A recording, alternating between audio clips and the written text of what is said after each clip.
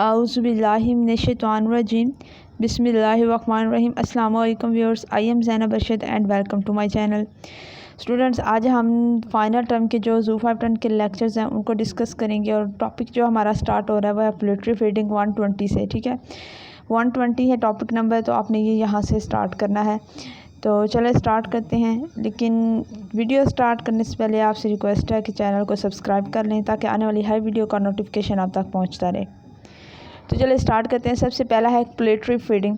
Poultry feeding में अब हमने आज पढ़ना है कि जो हैंस वगैरह है और पोल्ट्री फीडिंग का उसका क्राइटेरिया क्या है और कौन कौन से जो विटामिन्स हैं उनकी खुराक के लिए, उनकी नुशनमा के लिए रिक्वायर होते हैं और उनकी कमी से कौन कौन सी डिजीज़ लग सकती हैं।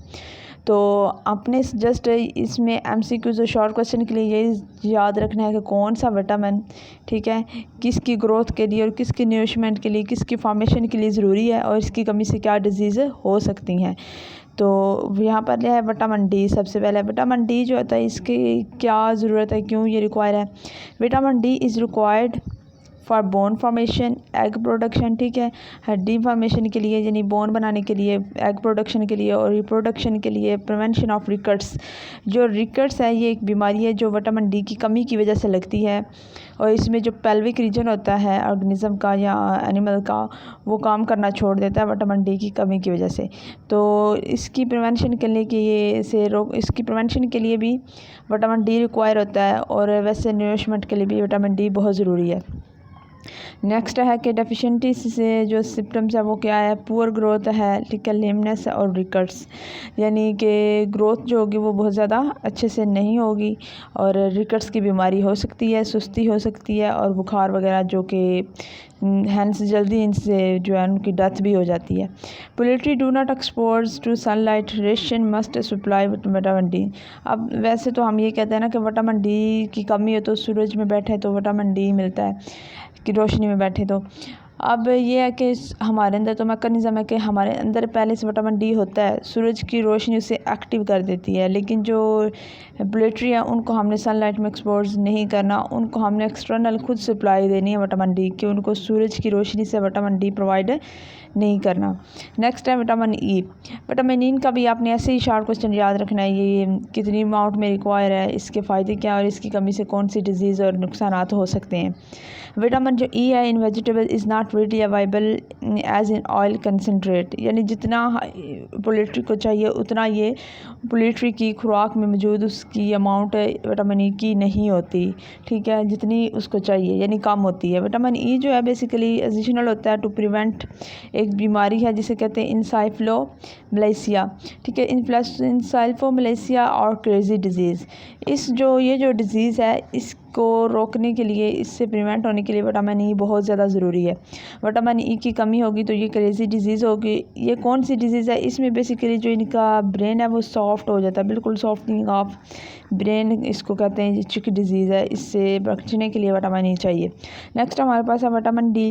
विटामिन डी की डेफिशिएंसी से क्या होगा, जो ब्लड क्लॉटिंग होगी ना वो नहीं होगी। अक्सर देखिए अगर ह्यूमन भी हैं उनको चोट लगती है तो हमारा ब्लड जहाँ पे हमें चोट लगती है थोड़ा सा बहता है फिर खुद ही रुक जाता है बहना, क्लॉट हो जाता है, तो वो विटामिन के की मौजूदगी की वजह से होता है। अगर विटामिन के की कमी हो जाएगी तो ब्लड क्लॉट नहीं होगा और ज़्यादा से ज़्यादा वो उसका इखराज हो जाएगा और जिसकी वजह से हेमोरेज यानी स्वेलिंग हो जाएगी ज़ख्म वाली जगह पे। तो ये भी डिजीज़ है विटामिन ई की वजह से एक नुकसान है, हेमोरेज हो सकता है। तो डिफिशेंसी इसकी हेमोरेज काज करेगी। Our mixture should be supply with vitamin K, और वो कह रहे हैं कि जो भी आप खुराक दे रहे हैं हैंड्स को मिक्सचर की फॉर्म में उसमें विटामिन के की जो है मौजूदगी होना ज़रूरी है। अगर विटामिन के की कमी हो जाए तो इसका ट्रीटमेंट कैसे करेंगे, ट्रीटमेंट करेंगे सल्फोनामाइड से, ठीक है। सल्फोनामाइड जो है एक मैन मेड सिंथेटिक ड्रग है जो कि जिसके अंदर जो है विटामिन के जो है रिक्वायरमेंट मौजूद होती है। नेक्स्ट हमारे पास विटामिन है राइबोफ्लेविन। ये राइबोफ्लेविन बेसिकली क्या है, विटामिन बी जो कम्प्लेक्स एक पूरा एक कम्प्लेक्स कंपाउंड है ना विटामिन बी, उसका एक पार्ट है राइबोफ्लेविन, ठीक है, यानी इसको आप विटामिन बी भी कह सकते हो या इसका पार्ट कह लो।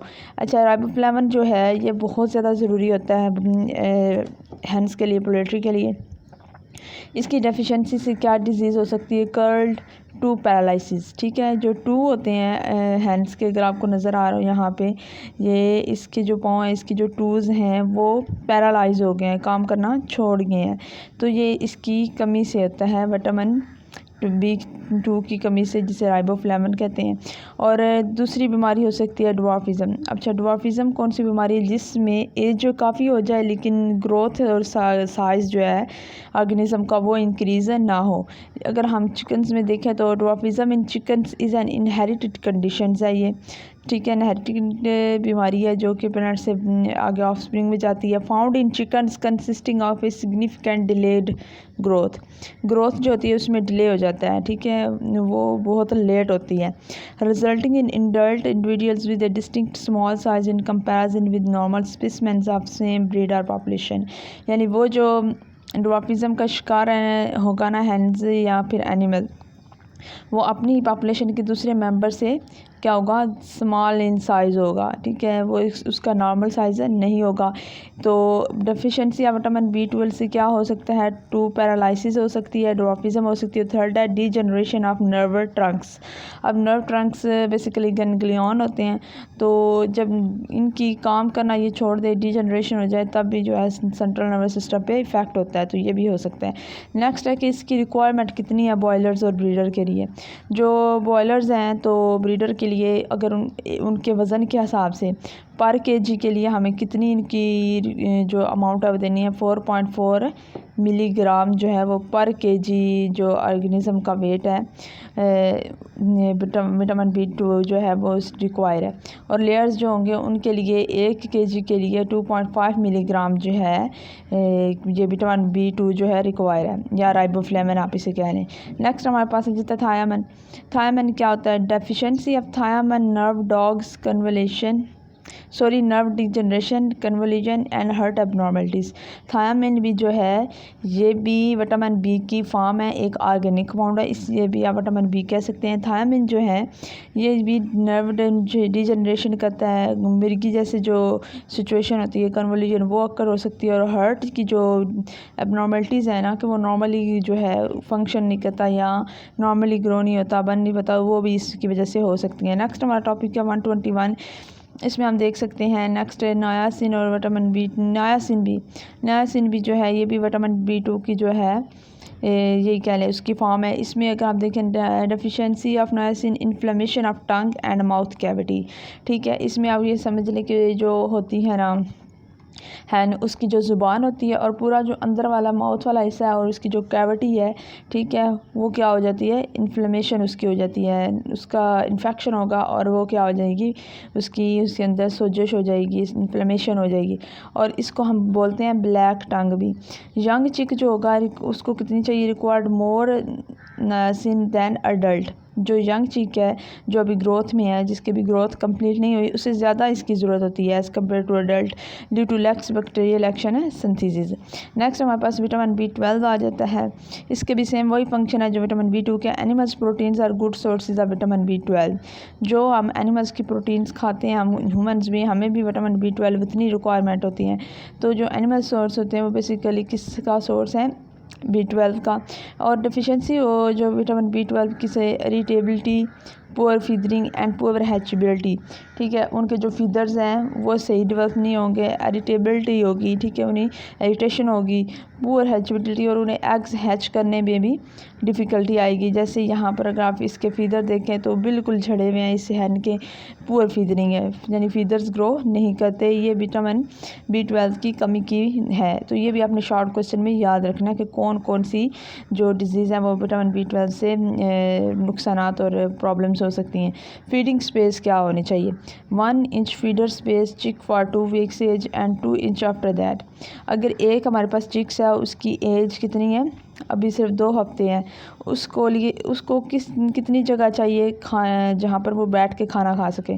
तो उसको 1 इंच फीडर स्पेस, यानी कि अगर हमने उसे एक जगह पर रख दिया है, एक बड़े से यही समझ लें कि बड़े कार्टन में जहाँ पर हम रखते हैं हैंड्स को, एक रूम में रखा हुआ है चिक्स को, लेकिन जो उसकी फीडिंग स्पेस होगी ना, फीडिंग वाला जो बर्तन होगा या जिसमें से उसने फीड करना, वो 1 इंच जो है उसकी स्पेस होनी चाहिए, यानी वो खुला होना चाहिए इतना कि वो ईज़िली उसमें से खा सके। और जब उसकी ग्रोथ 2 वीक से ज़्यादा हो जाएगी तो हमने उसके खाने का जो स्पेस है वो 2 इंच कर देनी है। नेक्स्ट हमारे पास वह है वाटर। वाटर क्या होती है, ये किस तरह न्यूट्रिमेंट में हेल्प करती है। अच्छा, जो परिंदे हैं, bird drink about twice as much water by weight of the feed consumed. इसका मतलब है कि जितना वो फीड खाते हैं ना, खुराक खाते हैं, एक बर्ड है वो जितना फीड खाता है उससे डबल उसे पानी की ज़रूरत होती है। ठीक है, मसलन उसने 2 kg अगर खाया है, ठीक है, तो उसे 4 जो है ml या 4 kg जो है वाटर चाहिए 2 kg के फीड के लिए। सिमिलरली जो वाटर कंजप्शन है वो क्या करती है, डिपेंड करती है किसके ऊपर, इंक्रीज़ हो सकती है और डिक्रीज़ होती रहती है अकॉर्डिंग टू इन्वायरमेंटल टेम्परेचर। अगर टेम्परेचर ज़्यादा होगा तो पसीना या फिर ये क्या लेके ज़्यादा निकलेगा और वाटर की कमी हो जाएगी, फिर वो ज़्यादा पानी पिएगा। तो वाटर रिक्वायरमेंट माहौल, जिस माहौल में ऑर्गेनिज्म रहता है उसके टेम्परेचर पे भी डिपेंड करता है। अब वो कह रहे हैं कि अगर एनिमल्स को पानी ज़्यादा ना वो पीता हो, ठीक है, लेकिन उसे जिस्म को पानी की ज़्यादा ज़रूरत हो, तो फिर क्या करें। कुछ मेडिकेशंस होती हैं जो कि एडमिनिस्ट्रेटर जो होता है उनको ड्रिंकिंग वाटर के लिए देता है, तो वो जो है वो लगाई जाती हैं। अब जो फीडिंग्स है बॉयलर्स की, अगर हम उसको एज और प्रोटीन के हवाले से किलो कैलोरीज देखें कितनी होगी। स्टार्टर रेशो का मतलब यह है कि जब बिल्कुल न्यू यंग बेबी पैदा होता है, चिक पैदा होता है, तो उस वक्त उसकी कितनी स्टार्टर रेशो होती है, खाने की क्या रिक्वायरमेंट होती है। यानी अगर उसकी एज स्टार्ट से 3 वीक्स तक है तो उसे प्रोटीन, पूरी खुराक के अंदर प्रोटीन कितनी चाहिए, 22 से 24%। और उसके कितनी किलो कैलोरीज यानी एनर्जी उसे कितनी चाहिए पर केजी, यानी अगर उसका वज़न 1 kg है तो उसको 1 kg को मेंटेन करने के लिए उसको जिस्म को कितनी एनर्जी की ज़रूरत है, 28 जो है 100 की। इसी तरह जो ग्रोवर रेशो वो रेशो है जिसमें ऑर्गेनिज्म जो है ग्रो कर रहा होता है, ठीक है, छोटे से बड़ा हो रहा होता है, सही। तो वो 3 से 5 वीक्स होते हैं और उसी वक्त उसे पूरी खुराक में कितनी प्रोटीन चाहिए, 20 से 22%। और टोटल एनर्जी कितनी चाहिए किलो कैलोरीज में पर किलोग्राम, 3000, यानी 1 kg के वेट पीछे उसे 3000 किलो एनर्जी चाहिए। अगर उसका वेट 2 kg है, ठीक है, तो उसे उसकी ये अमाउंट डबल हो जाएगी, 6000 हो जाएगी। सिमिलरली फिशर रेशो क्या हो जाएगी, फिनिशर रेशो वो होगी जिसमें वो फाइनली अपनी ग्रोथ अटेन कर लेगा, उसके बाद उसकी ग्रोथ नहीं होगी, तो उस वक्त उसे प्रोटीन लेस में चाहिए और एनर्जी ज़्यादा में चाहिए। प्रोटीन जो होगी उसकी 18 से 20 हो जाएगी % ओवरऑल फूड में, और उसको एनर्जी किलो कैलोरीज में कितनी चाहिए, 3200। तो ये आपने इस बस टेबल ये जो है MCQs के लिए याद रखना है। नेक्स्ट हमारे पास है फीड कन्वर्जन रेशो क्या होती है कि कोई ऑर्गेनिज्म है, ठीक है, वो कितनी फीड इनटेक करता है, कितनी फीड खाता है, यानी ग्राम में लेता है या किलोग्राम में वो जो खुराक खाता है, डिवाइडेड बाय वेट गेन, ठीक है। अब जितनी उसने फीड खाई है और डिवाइड किया हुआ है कितना उसका वेट गेन हुआ है, उसे हम कहेंगे फीड कन्वर्जन। और जो बॉयलर्स होती हैं आम, उनकी जो फीड कन्वर्जन होती है वो 2.2 होती है। ये दोनों आपने MCQs के लिए याद रखना। और फीड कन्वर्जन जो है FC, इसका मुखफ़फ़ भी याद रखना है और इसका MCQs भी याद रखना है। फैक्टर्स अफेक्टिंग फीड कन्वर्जन कौन कौन से हैं अवामल हैं जो कि फीड कन्वर्जन के ऊपर अफेक्ट करते हैं। सबसे पहले है टाइप ऑफ फीड कि कौन सा फूड है जो ऑर्गेनिज्म खा रहा है। कुछ फूड वो होते हैं जो ज़्यादा मकदार में खाए जा सकते हैं, कुछ फूड वो होते हैं जो ज़्यादा मकदार में ऑर्गेनिज्म या हैंड्स नहीं खा सकती, तो ये टाइप पे डिपेंड करता है। स्ट्रेन ऑफ द बर्ड्स, अच्छा जो एनिमल है जो खुराक खा रहा है उसकी स्ट्रेन क्या है, उसकी स्पीशीज़ क्या है, उसकी रिक्वायरमेंट कितनी है खाने की। नेक्स्ट हमारे पास है इन्वायरमेंटल टेम्परेचर के ऊपर भी डिपेंड करता है कि वो कितनी खुराक खाएगा, कितनी फीड करेगा। नेक्स्ट है कि एज और wait of the bird.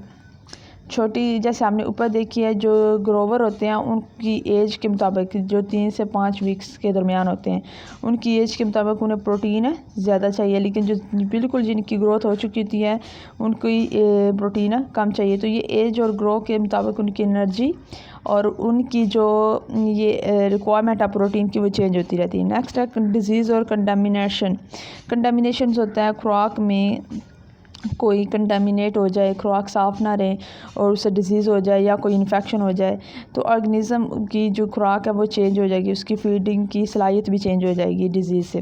Next हमारे पास है रोडेंट जो हैं और जो दूसरे फ्लाइंग बर्ड हैं, तो ये इसको हम किसी एक फीडिंग एरिया में रख के इनको कंट्रोल करके इनको फीडिंग कर सकते हैं। तो नेक्स्ट एंटीबायोटिक्स और मेडिकेशन इम्प्रूव FC।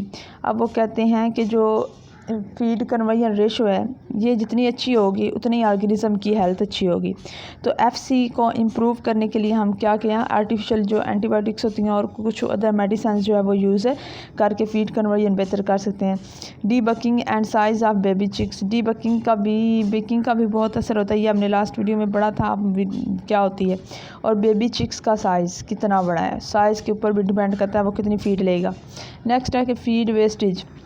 अब ऑर्गेनिज़म अगर फीड नहीं खा पा रहा तो एक एरिया है जहाँ पे ऑर्गेनिज़म को या पोल्ट्री को फीडिंग की ज़्यादा रिक्वायरमेंट है लेकिन वहाँ पर फीड ज़्यादा नहीं है। लेकिन दूसरी जगह एक ऐसी है जहाँ पर ऑर्गेनिज़म भी सही है और उनके पास फीड भी काफ़ी मकदार में मौजूद है, तो वो कुछ फीड तो खा लेगा लेकिन जो बच जाएगा जो उसके काम के नहीं है वो वेस्ट हो जाएगा, वो किसी और चीज़ के लिए या किसी और ऑर्गेनिज़म के लिए किसी और स्पेस पे अवेलेबल नहीं होगा। तो ये फीड वेस्टेज की वजह से भी ओवरऑल पूरी पॉपुलेशन जो होती है पोल्ट्री फीडिंग की उसके ऊपर भी अफेक्ट पड़ता है।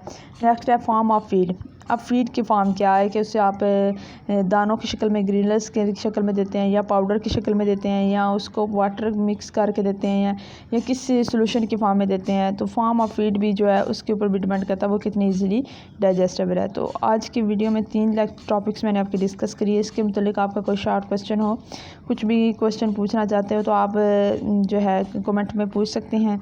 नेक्स्ट वीडियो में इंशाल्लाह नेक्स्ट लेक्चर जो है डिस्कस होंगे।